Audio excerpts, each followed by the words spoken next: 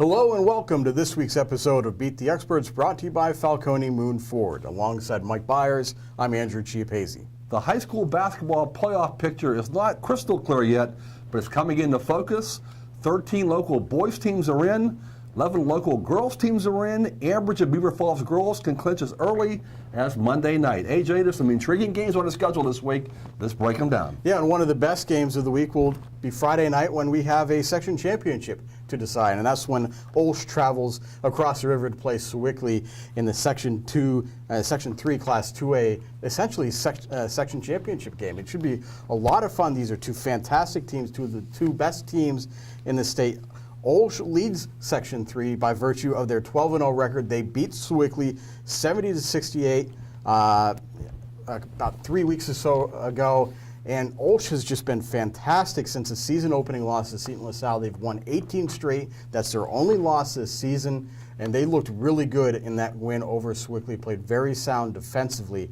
Sewickley, on the other hand, has played a tougher schedule, I think. They've played the likes of Mars, Kennedy Catholic, Lincoln Park. They're 11-1 in section play, 15-4 overall, a little bit more of a veteran team that's been through this. And at home, I think Sewickley's offense will be in a little bit better shape, and you have to wonder just how good they're going to be mentally. I think Sewickley's still the favorite in this one, but OLSH has really been impressive this year. Yeah, AJ, you were at that game when Sewickley Academy lost at Our Lady of the Sacred Heart. I'll be there this week at Sewickley.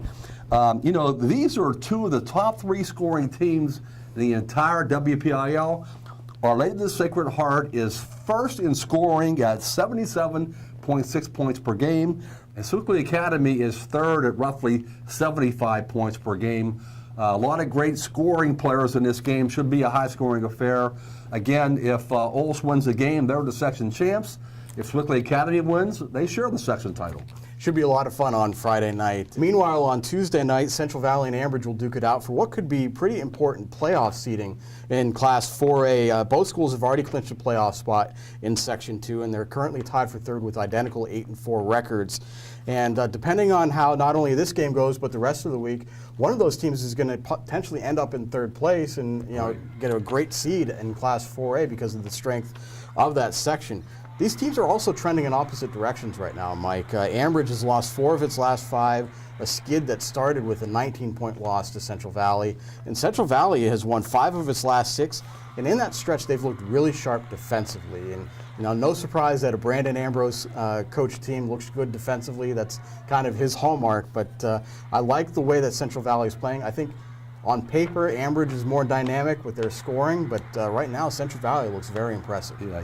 AJ, Ambridge's slide has kind of coincided in a way with the fact that they are no longer playing home games at the Fieldhouse Gymnasium.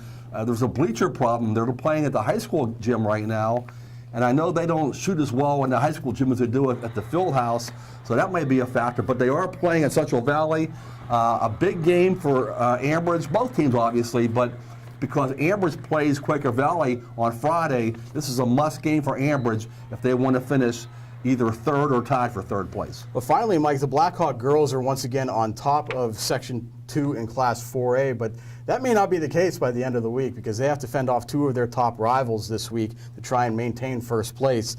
First up is Central Valley tonight at Blackhawk.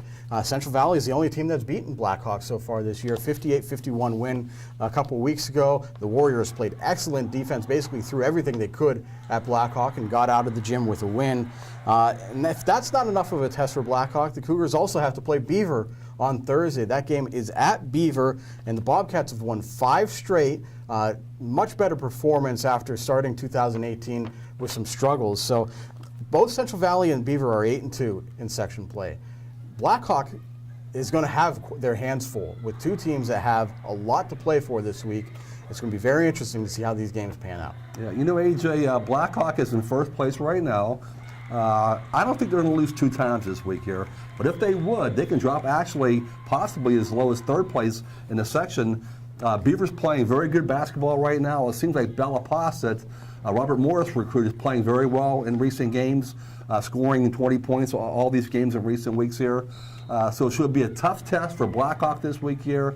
However, Blackhawk is still the cream of the crop on that section until somebody knocks them off.